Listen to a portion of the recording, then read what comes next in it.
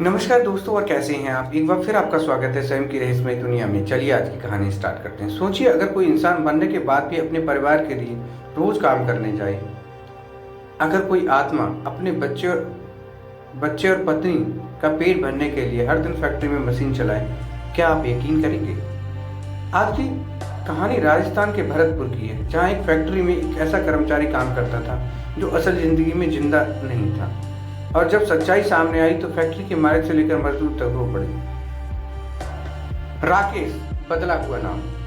Original नाम मैं इसलिए नहीं बता रहा हूँ कि शायद कुछ प्रॉब्लम है, इसलिए। राकेश एक साधारण मजदूर, ना बड़ा घर ना बड़ी कमाई, लेकिन दिल बहुत बड़ा था। राकेश सुबह रोज 6 बजे उठता, पुरानी साइकिल से फैक्ट्री जाता, 12 से 14 घंटे मेहनत करता और उसका सपना था अपनी पत्नी के लिए छोटी सी दुकान खोलना, बच्चों को अच्छी पढ़ाई देना, किराए के घर से अपना घर लेना। लेकिन जिंदगी सपनों के हिसाब से नहीं चलती। तब तक 2019 आ चुका था, लॉकडाउन लग चुका था, सब कुछ बंद हो गया था। अब राकेश भी फैक्ट्री जाना बंद कर चुका था।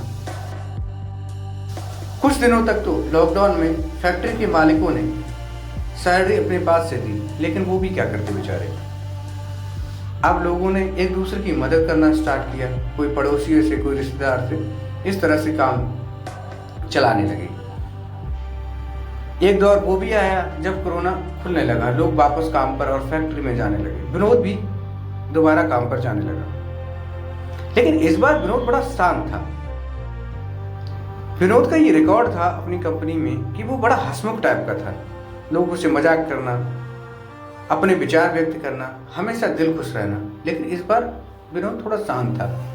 शायद लोगों को लगा कि शायद ये कोरोना काल में इसने किसी से कर्ज ले लिया होगा, कर्ज के दबाव में होगा, और इसलिए थोड़ा शांत है। समय थोड़ा बीतता है। एक दिन विनोद, राकेश क्षमा चाहता हूँ,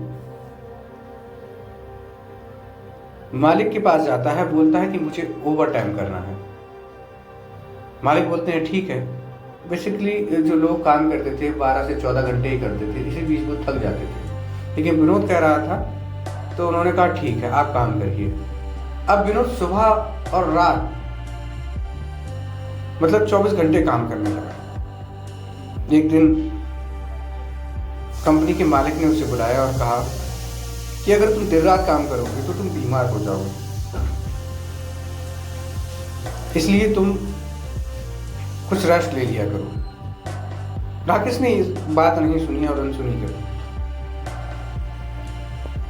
एक दिन अचानक गार्ड देखते हैं जहां विनोद बैठा हुआ था, वहां पर एक लंबा सा आदमी कुर्सी पर लेटा हुआ है, और वो इतना लंबा था कि गार्ड ने इससे पहले जिंदगी में ऐसा आदमी नहीं देखा था। वो भागकर वापस आए और बोलते हैं कि शायद और लोगों को कि कोई कंपनी में बैठा हुआ है। ये बात मालिक तक पहुंचती है तो वो गार्ड को बहुत डांटते हैं कि तुम कंपनी में कोई अफवाह फैला रहे हो। गार्ड को यकीन नहीं था कि उसने अपनी आंखों से कोई लंबा आदमी देखा है।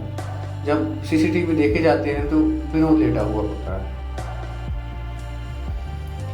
काम करता रहा, समय बीत गया, लेकिन विनोद सैलरी के कुछ दिन पहले ही गायब हो गया। वो सैलरी लेने नहीं आया। अब इस बार मालिक का वो जान पहचान का था, तो उन्हें चिंता हुई कि यार वैसे तो इसने बहुत मेहनत की और काम के टाइम नहीं आया है, तो ऐसा तो नहीं बीमार हो गया। वो अपने मैनेजर और एक आदमी को बोलते हैं कि जाओ विनोद को जो है उसकी सैलरी दे देना।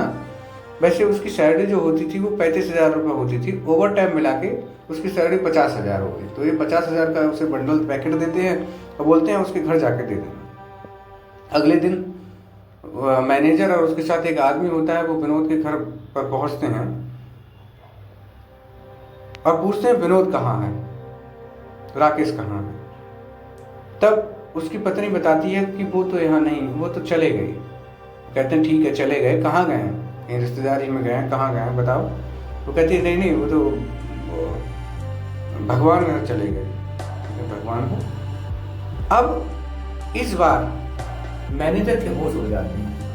उसे यकीन नहीं होता, क्योंकि उसके साथ ही वो मैनेजर बता रहा था कि विनोद राकेश जो है वो हमारे साथ में काम किया है 1 सप्ताह तक, और उसके साथ एक और मजदूर था जो काम और करता था, पूरा हमारे साथ काम किया, तो कैसे मर सकता है। और आप बोल रहे हो 3 महीने पहले, वो कह रही, पत्नी बताती है कि अगर आपको यकीन ना हो तो आप इन गांव वालों से पूछ लो। अब ये सुनकर मैनेजर बड़ा हौचक्का हो जाता है, उसे लगता है कि पता नहीं क्या हो गया। जो आदमी पिछले कई दिनों से उसके साथ कंपनी में काम कर रहा है और ये बोली 3 महीने पहले ही मर गया। उसने बारी बारी से गांव वालों से पूछा, गांव वालों ने बताया कि हाँ वो तो ख़त्म हो गया, हमने उसको यहीं कब्रिस्तान में दफनाया है। उसकी समाधि के पास उसे समाधि भी दिखाने ले जाते हैं, जो भी तो हाँ जलाया था। वो बहुत हैरान होता है मैनेजर और अपनी जेब से कहता है कि हमारी कंपनी के नियम अनुसार मालिक ने ये भेजा है, ये लो एक पैकेट है। विनोद की पत्नी पैकेट देखती है, पूछती है इसमें क्या। वो कहते हैं कि देखो आपके हिसाब से तो वो 3 महीने पहले ही ख़त्म हो गया, लेकिन हमारे रिकॉर्ड में उसने काम किया है, तो ये उसका मेहनताना है 50,000 रुपये। जब उसकी पत्नी ने वो 50,000 रुपये देखे तो देख कर रोने लगी। अभी तक जो भी मैनेजर को उसने बात बताई थी कि वो ख़त्म हो गए थे, तब तक वो इतनी हैरान नहीं थी, लेकिन जैसे ही उसने 50,000 का बंडल देखा वो बहुत हैरान हो गई, वो रोने लगी। तब उसने बताया इन 50,000, पत्नी ने बताया कि 50,000 की कहानी अब मुझे समझ आ गई है। एक दिन मैं बहुत परेशान थी और बच्चों से कह रही थी कि काश कोई हमारी 40-50,000 रुपये की मदद कर दे तो मैं एक छोटी सी दुकान खोल लूँगी और बच्चों का भरण पोषण उससे कर लूँगी। लेकिन शायद ये राकेश की आत्मा ने सुन लिया और वो काम पर लौट आई। इतना कह के वो पैसे देते हैं और वापस चले जाता है मैनेजर। जब सीसीटीवी वापस आकर खंगाले जाते हैं तो देखते हैं सीसीटीवी में कि कहीं कहीं विनोद नजर आ रहा था और कहीं कहीं विनोद नजर नहीं आ रहा था। और विनोद जो था वो अजीब सी हरकतें कर रहा था, तो समझ आ गया था कि विनोद वास्तव में मर चुका था। आज के लिए बस दोस्तों इतना ही। कल फिर मिलेंगे किसी नई कहानी, किसी नई फिल्म स्क्रिप्ट के साथ। धन्यवाद।